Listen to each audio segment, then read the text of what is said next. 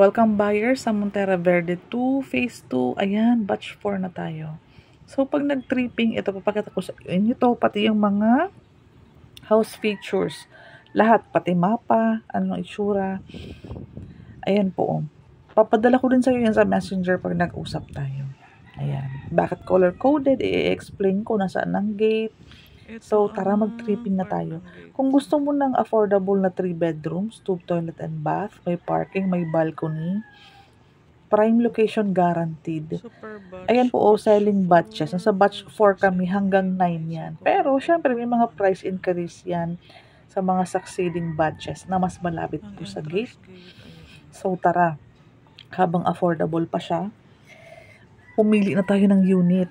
I-compare mo na ang location, ang price, pre-selling, less than 10,000 ang down payment, 11,000 months sa pag-ibig.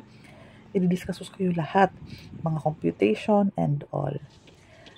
Wala po palang model house, ginagawa pa po kasi pre-selling, pero legit na po na open na for selling ito.